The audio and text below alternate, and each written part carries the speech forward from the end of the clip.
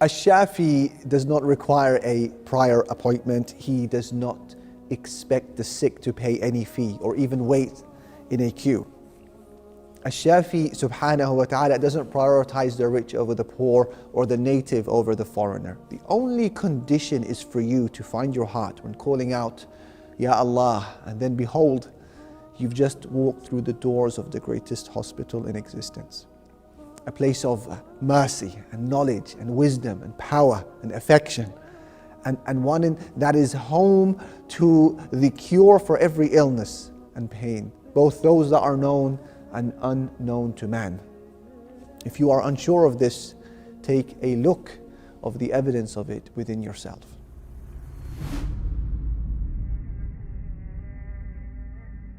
The name of Allah, Al-Shāfi, the healer, doesn't appear explicitly as a name in the Quran, but it does appear in the Sunnah. Whenever someone would fall ill, the Prophet ﷺ would wipe his right hand over the individual and call upon Allah Almighty and would say, Allahumma Rabban Nas, Mudhib al-Ba's, Ishfi, Anta Shafi, La Shafiya illa Ant, Shifa'an la yughadiru saqama. O Allah, Lord of the people, remover of the harm, heal. You are Al-Shāfi, the healer. There is no healer but you. Give him a remedy that leaves no disease behind.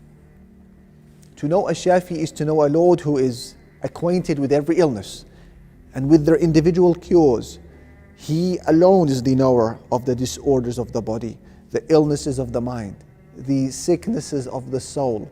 There is no remover of harm except Him. There is no healing that isn't His. And for those who are unsure, I advise them to look deep inside of themselves. Till this day, no scientist fully understands the details of the complex immune system that was gifted to us by Al-Shāfi and standardized in each and every body. Every second of every minute of every day, a battle of good and evil goes on inside of the body. The invaders, they exist in the form of pathogens, viruses, bacteria, and mutated cells that are programmed to cause harm. But Al-Shāfi has designed a system that fights for your life around the clock in such a subtle and seamless way that it goes usually unnoticed by us. It's a miraculous system that produces and trains armies of cells to defend your body from infection. Now here is what is even more amazing. In order for the immune system to operate, it has to be able to differentiate friend from foe. And if it fails to make this distinction, it can launch an assault against the body, causing an autoimmune disorder. Now recent research seems to have uncovered how this happens. And I introduce to you here the thymus gland. The thymus gland is located behind the breastbone and in front of your heart. T cells, which are the body's most important troops, they are made inside of bone marrow. And then when they're still young and immature, they travel through the bloodstream and they go into the thymus gland. And this is where, subhanAllah, they receive their training.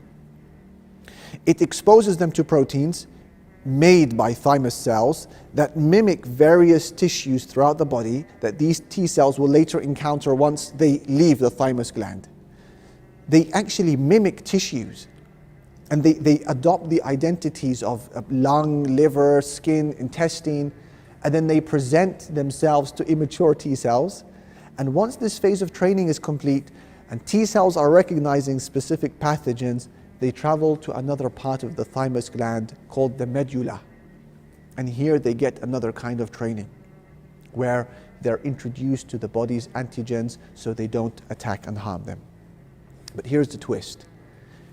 During the schooling process, any T cells in training that mistakenly react against self-proteins, they receive a command to self-destruct. Or they get demoted into other types of T cells that don't have the duty of killing other cells. But they just remain immune from cells attacking. Our doctors today may offer prescriptions to illnesses, and surgeons may carry out some of the most complex, life-saving surgeries while themselves possessing all sorts of illnesses. An Italian surgeon, Claudio Vitali, 59 years old, was carrying out a brain tumor operation in Naples only to suffer a heart attack himself midway of the procedure, subhanallah. But he insisted to finish the surgery before then undergoing a procedure himself to clear out an artery. As the Arab poet, they say, طَبِيبٌ يُدَاوِي النَّاسِ وَالطَّبِيبُ عَلِيلُ, a doctor who treats people, but the doctor himself is ill. It's a reality that hammers the same message.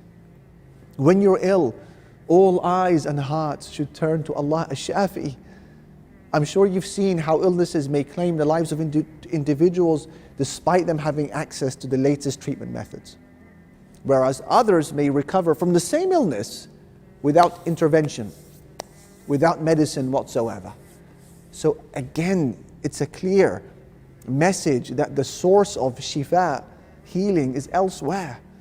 The optimism that comes knowing that the cure is not only known to Allah, it's available to Allah, and that you prostrate and submit to that same Allah, it's an empowering reality. The Prophet ﷺ said, مَا أَنزَلَ اللَّهُ دَاءً إِلَّا أَنزَلَ لَهُ دَوَاءً عَلِمَهُ مَنْ عَلِمَهُ وَجَهِلَهُ مَنْ جَهِلَهُ. There is no disease that Allah Almighty has brought down, except that He has brought with it a cure. Some people will know it, and others will be ignorant of it. So Allah Al-Shāfi is He who cures with means, and at times He cures with the weakest of means, and at times He cures with no means whatsoever. The Prophet of Allah, Ayyub alayhi salam, suffered for years on end with an illness that costed him his health, his livelihood, his friends, most of his family. And he remained like this for about 15 years, bedbound, rejected by the close ones, the distant ones, with the exception to 2 people who were his closest friends, and they would visit him in the mornings and evenings. It was obviously not your average illness. It was an incessant, stubborn one that had baffled the physicians of his era. Yet, subhanallah, when Al-Shāfi gave permission for healing, the instruction to Ayyub was simple. Urkut birijlik, strike the ground with your foot. هذا مغتسل بارد وشراب. This is a spring for a cool bath and drink. He drank from the spring, bathed in the water, and anguish changed to relief, fatigue changed into vitality, illness changed into health. Isn't it amazing how Allah chose that the healing that he had been waiting for so long would be beneath his feet the whole time? That he wouldn't need machinery, apparatus, equipment, just a kick from a weak and ill man? So it's clear again that ash-shifa, cure, healing, goes back to Allah Jalla Jalaluhu. It's a question of just when and how He will give His permission. Benjamin Hauser was an American nutritionist and a self-help author who promoted the natural way of eating during the mid-20th century. Best-selling author, and he was popular on the lecture circuit, and some consider him as the very first food or health food advocate. He has an amazing personal story. As a boy, he contracted tuberculosis in his hip, and it was considered terminal, especially before the development of antibiotics in the 30s. This illness was almost fatal. He went through several operations, but all of them proved quite fruitless, and his case was deemed, unfortunately, hopeless. So he was sent home to his native Switzerland to die, and there an old man saw the young boy eating rolls and drinking coffee. And he said to him, "Son, if you keep on eating dead food, you're going to die. Only living foods can make you a living body." So Hauser started to eat fresh foods, whole foods. He consulted an expert, Dr. Benedict Lust, who recommended warm baths and clay packs and herbal remedies. And subhanAllah, within a few weeks, Hauser had made a complete recovery. So this led him on a long-term study of food science, and he sought to become an expert and to spread a message about the power of food. Or perhaps, in the words of a believer, the power of Al-Shāfi, who had just given permission for healing.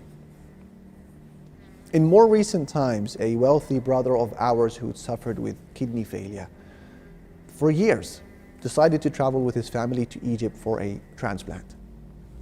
and his children had agreed a deal with a young girl who wished to sell her kidney for 100,000 Saudi riyals. And in the morning of the operation, the patient said, I want to meet the donor. So the young girl comes into the room in a very shy state, and he says to her, daughter, why are you selling your kidney to an old man like me?